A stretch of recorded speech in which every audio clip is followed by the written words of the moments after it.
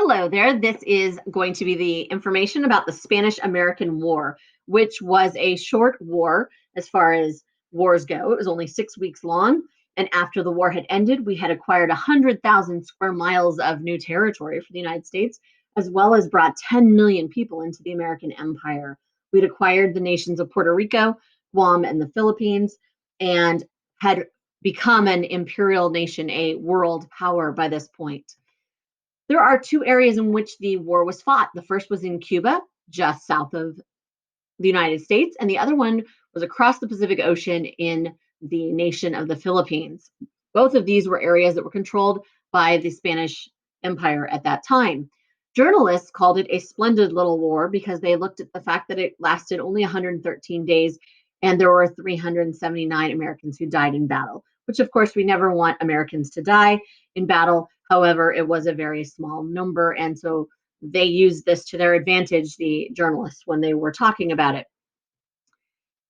To understand a little bit of why there is going to be a revolt to begin with that we are going to get involved with is that the Spanish had control of Cuba, and there's a group of nationalists within Cuba that are going to begin to revolt against the Spanish regime. And the rationale for this is the Tariff of 1894, which put restrictions on sugar imports into the United States. This will severely hurt the economy of Cuba, and so as a result, they will revolt against the Spanish. There are a few other things that are going on, but to add a little bit more to this idea of Spanish rule and the fact that they felt oppressed, and so the Cubans are going to revolt. Spain is going to respond to this little revolt by sending in a general to crush the rebellion. And these Cuban rebels will be placed into reconcentrados, which is like a concentration camp, although that term is no longer really used to apply for all of these other groups of camps. They're more internment camps because concentration camps is tied so much to the Nazis during World War II. And this was not death camps like that. This was camps where they put individuals, the guerrilla fighters were burning the sugar mills and plantations. So the Spanish wanted to get rid of any civilians who could potentially help them and support them in their quest. And so they put Cuba under martial law. And by 1898, 1/3 of Cubans were in these camps. And because of poor nutrition and unsanitary conditions, as well as lack of medicine, many will die. There are a lot of reasons why America is going to back Cuba. One of them is sentimental. They saw Cuba as the underdog, and we like a good underdog story here in America because we were the underdogs ourselves when we threw off the British Empire. Economically, American businesses were trading $100 million a year with Cuban businesses. And politically, Spain was a dying empire in America's sphere of influence, and we realized whoever controls Cuba controls the potential Panama Canal. And let's face it, Cuba is only 90 miles away from the tip of Florida, so very close proximity to us. There was an additional factor that also played into our desire to become involved, and that is what's called yellow journalism or the yellow press. And this is where individuals sensationalize the news and trying to get more readers. William Randolph Hearst and Joseph Pulitzer are two individuals we had previously discussed when we talked about the Newsy strike and how they were constantly trying to compete against each other for the best headlines, which meant they would get people to read their newspapers, which meant more money. And so when they're talking about the atrocities in Cuba, rather than just printing the boring facts and details, they made it sound like the Cubans were being raped by the Spanish and all these horrible things that were going on. They made it sound so much worse than it was that naturally Americans were like, well, we better stop those Spaniards because they're awful people. And Hearst is also going to print what was intercepted as the Delaunay letter. And this was a Spanish letter by an ambassador calling our president weak and a puppet. And it's one thing for Americans throughout history to maybe dislike their own president, but when other countries start talking badly about our presidents, we tend to get a little defensive and say, wait a minute, hold on. And that is exactly what happened here. Next, we have the main mystery, and I'm going to tell you a little bit more about that. And remember that we hold many interest in many Cuban sugar plantations, and the U.S. wants to protect Cuba from these abusive Spanish rulers, as well as our American interests there. And Presidents Grover Cleveland and then William McKinley tried to negotiate settlements between the Spanish and the rebels, which did not happen. So on January 25th of 1898, the USS Maine, a naval warship, arrived in Havana Harbor to pressure the Spanish. While the ship was small by American standards, it was by far the largest ship to enter the harbor and was seen by many as a threat. For 3 weeks, the Maine sat docked in port as its captain and others met with Spanish officers and local officials in attempts to work out an agreement. The meetings were, by all accounts, friendly, and the situation was viewed as hopeful. But then disaster struck. On February 15th, shortly after taps at 9 p.m., the Maine was rocked by a massive explosion, described by its captain as a bursting, rending, and crashing roar of immense volume. Within minutes, the front half of the ship was underwater. Although crews from nearby ships and neighborhood locals rushed to help, more than 260 sailors died and dozens more were wounded. A New York Times reporter on the scene minutes after the tragedy described the great masses of twisted and bent iron plates and beams were thrown up in confusion amidships. The bow had disappeared, the foremast and smokestacks had fallen, and to add to the horror and danger, the mass of wreckage amidships was on fire. Clara Barton, who founds the American Red Cross to aid soldiers during the Civil War, was in Havana at the time and rushed to the hospital to help. She wrote of the wounded that they had been crushed by timbers, cut by iron, scorched by fire, and blown sometimes high in the air, sometimes driven through the red hot furnace room and out into the water. These and other descriptions of the explosion of the Maine leave little doubt that the event was a terrible disaster. There is, however, great doubt as to why the explosion occurred. At the time, the Spanish were blamed. Newspaper stories decried American outrage. Destruction of the Maine was the work of the enemy, and remember the Maine. Americans were angry and demanded revenge, which came with the Spanish-American War. Now, the reason that I titled this slide The Maine Mystery is that since the tragedy, there have been several investigations that have taken place. Much has been written about this case, however, nothing has been proven. In 1898, the United States held a brief investigation to determine responsibility. All members of the investigation were naval officers who understood war was imminent. Relations between the US and Cuba were already badly strained, and they believed Spain definitely had a motive for destroying the battleship. Part of the concern was the captain, Charles Sigsbee's testimony of events surrounding the explosion. The committee found that Spain was to blame, and he said that during his visits ashore in the weeks before the disaster, he had been handed anti-American leaflets on which someone had written, "Watch out for your ship." Other evidence that to this came from Navy divers who went into the water to examine the underside, and they found the steel hull was bent inward, indicating an explosion outside the ship. They also suggested that the explosion on the outside ripped the hull and set off a second explosion within the ship's gunpowder store, causing even greater damage. The conclusion was the Spanish mine had caused the destruction. 13 years after America's victory in 1911, there was another investigation that was ordered. This time, much of the ship was raised, and they were able to examine the hull. And unhurried, without the threat of war, it was expected to be clearer and more convincing than the first. Instead, it was more confusing. The investigation agreed that finding that a mine may have damaged the ship's bottom, but also suggested that the explosion could have been caused by the action of gases of low explosives in the forward magazines. Yet another investigation of the Maine was held by Admiral Rickover, known as the father of the nuclear navy, in 1976. After reviewing the technical evidence, this investigation found that the explosion was an accident caused by a coal fire in the powder storage area.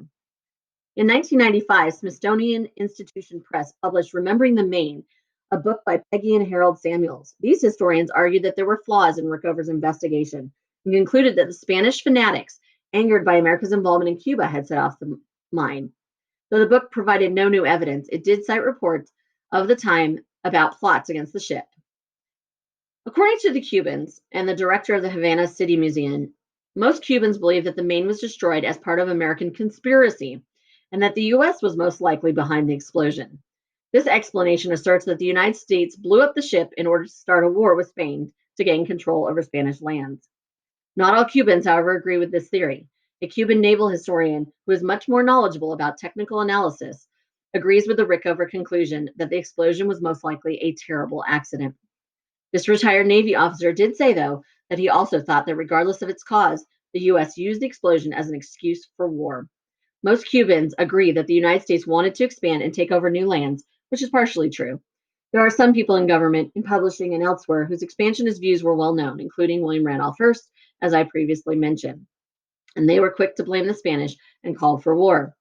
The Spanish view is that the Maine explosion was an accident, and they cite the Rickover report as proof. Shortly after the disaster, Spain's government proposed a joint investigation of the explosion, and when this was refused, carried out its own. Though the Spanish investigation concluded that the main had been destroyed by an internal explosion, the US ignored the report and declared war. Though Spain sees American expansionism as the cause of the Spanish American War, it views the loss of the war and its territories as a turning point in the nation's history. By turning away from colonial responsibilities and costs, Spain turns its attention towards political, educational, and cultural development of its own country. So, as you can see here, we have quite a mystery on our hands, where no one knows exactly what happened, whether it was a Spanish mine purposely placed there, whether it was an accident, or whether it was even American sabotage itself. So, we have quite the mystery on our hands. But the one thing that isn't a mystery is the fact that America used this as an excuse to declare war. Now, William McKinley was very conflicted. He did not want a war, but he also didn't want the Spanish controlling Cuba. So eventually he's going to give in to public and business pressure. Once the fighting is over in Cuba, actually before the fighting in Cuba, we go in with this idea of the Teller Amendment, where we say the United States hereby disclaims any disposition of intention to exercise sovereignty, jurisdiction, or control over said island, except for pacification thereof, and asserts its determination, when that is accomplished, to leave the government and control of the island to its people. So what exactly does that mean? It says that we are only here to help you become free, and once you are, we leave you in control. That was before the war started. But after the war, they changed their minds and they passed the Platt Amendment that says Cuba is prohibited from making treaties with other countries and was forced to cede Guantanamo Bay to the US for use as a naval base. So that's how we got Guantanamo Bay, which at the time was a military uh, base, but after 2001 was turned into a high security prison after 9/11. We also said the U.S. has the right to intervene for the preservation of Cuban independence, the maintenance of the government adequate for the protection of life, liberty, and individual life, property, and individual liberty. So this is something that we're going to use later on, this right to intervene, when we get to the 1960s and we talk about the Bay of Pigs invasion as well as the Cuban Missile Crisis. So that's where we are in Cuba. The United States will control Cuba for 2 years before we do give them their independence. We're going to occupy them. It's going to cost a great deal of money and create a lot of resentment among Cubans. And really, some of the short-term problems included the fact that more than 10, this is throughout, but more than 10 times as many Americans died of disease as wounds suffered in battle. Turns out the United States had brought far more troops than were needed, and only a small percentage ever saw action. The rest languished in camps during the hot Cuban summer, where poor hygiene and tropical conditions led to vast outbreaks of malaria, dysentery, and yellow fever. So that's kind of not good side effect of the war. And it also is going to lead to concerns later on and animosity, because Americans felt justified in spreading democracy in Cuba, which is going to set a precedence that we're going to later use in other nations. And many Cubans are going to resent this Platt Amendment, which limits their independence, grants the U.S. permission to send troops. And many of them believe that, honestly, they had been on the verge of defeating the Spanish, and the U.S. got involved in order to prevent the Cubans from becoming fully independent. The needs and desires of the Cubans had seemingly got lost in the larger battle between a declining imperial power, Spain, and an up-and-coming imperial power, the U.S. Let's face it, even the name, which is the Spanish-American War, even though the United States is only involved in this battle for 6 weeks, ignores the fighting and suffering on the part of the Cubans. And we haven't even gotten to the Filipinos yet. So let's move on. In the Philippines, on May 1st, 1898, Admiral Dewey led a surprise attack on the Spanish fleet at Manila Bay. And what you need to know is, at the time, the Spanish Armada had been extremely powerful at one time in the greatest navy in all of the world. By this time, they're on the decline. But within 7 hours, the U.S. had destroyed the entire fleet of 10 ships. Talk about a morale booster for the United States to be able to defeat the former best navy in the world. But the problem was that we didn't have enough men to continue on land. So we're going to ask the Filipinos to help us. And their leader is Emilio Aguinaldo. So after a few months, on August 13th, the American troops, aided by these Filipino insurgents and Emilio Aguinaldo, are going to capture Manila. At the time, the Filipinos will then assume that we have been there to allow them their independence.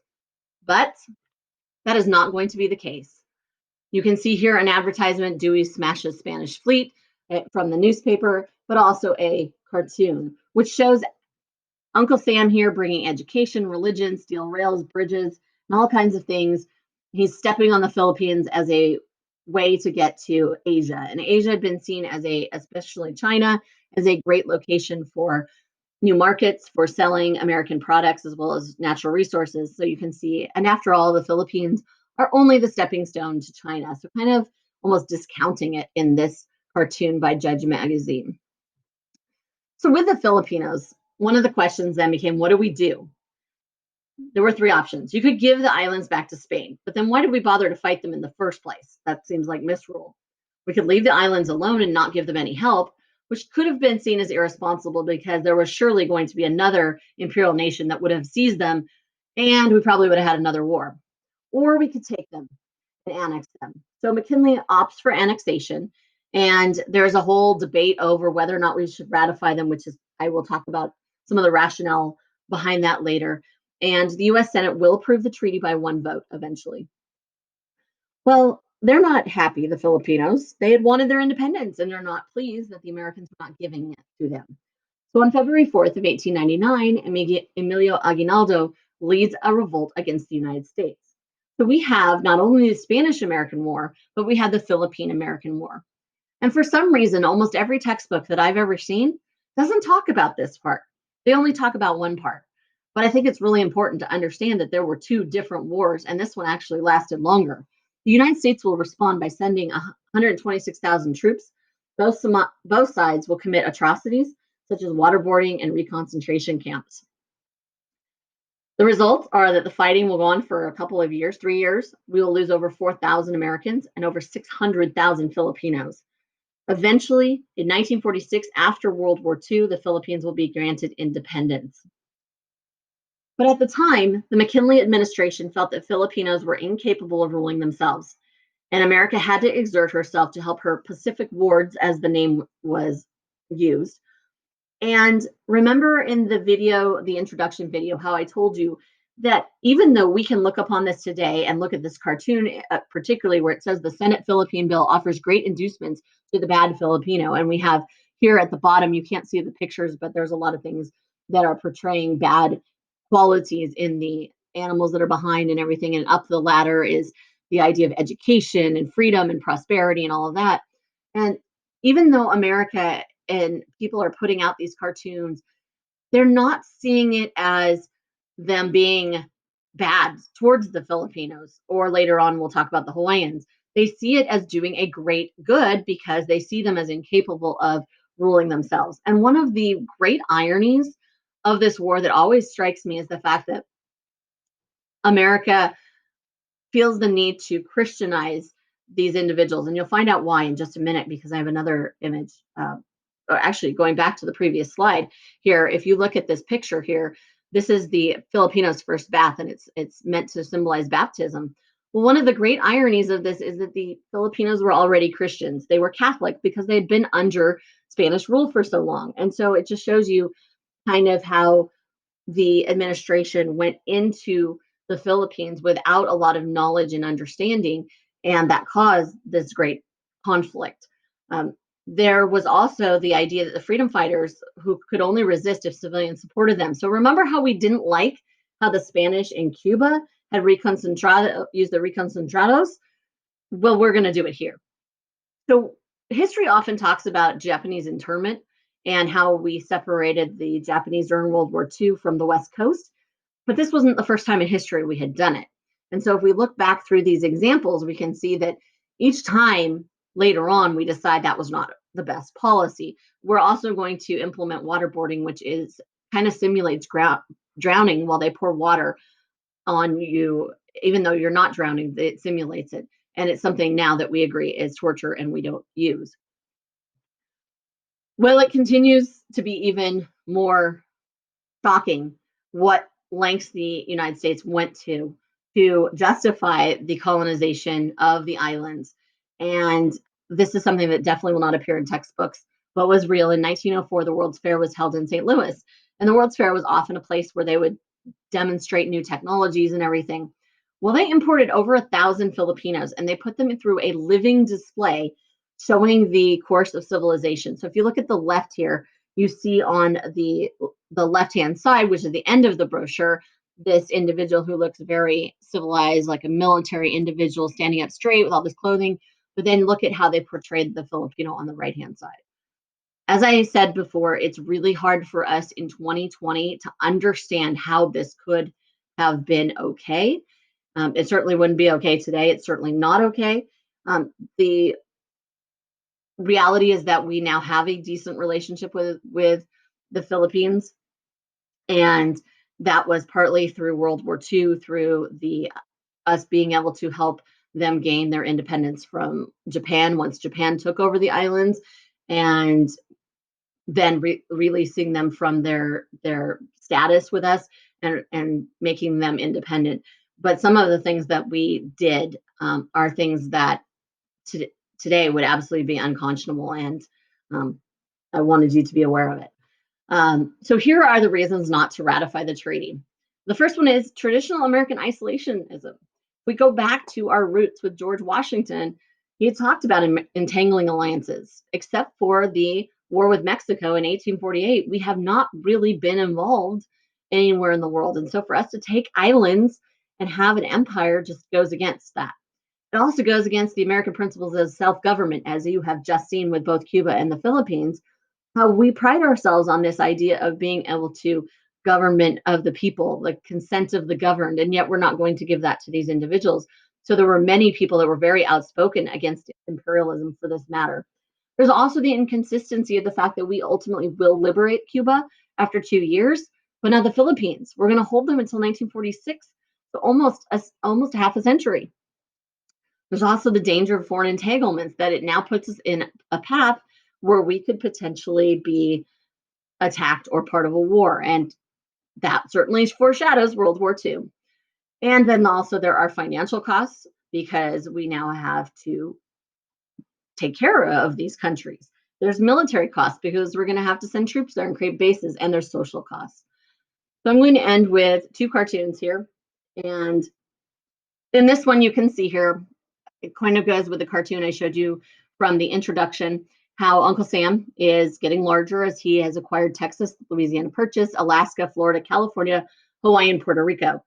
And how over here we have these individuals and they happen to have bottles that are of anti-expansionist policy elixir. And they're trying to feed it to Uncle Sam to keep him from gaining any more territories, but he is declining that. And so kind of poking fun at the American expansionist policy. So this would have been from the standpoint of an anti-imperialist. And then the final one is America as the protectorate of the Cubans, but I've already kind of told you about the feelings with the Cubans. We will withdraw in 1902, but as I said, there's been ongoing conflicts that continue for a very long time after that. Just a couple other things as far as long-term effects of the Spanish-American War.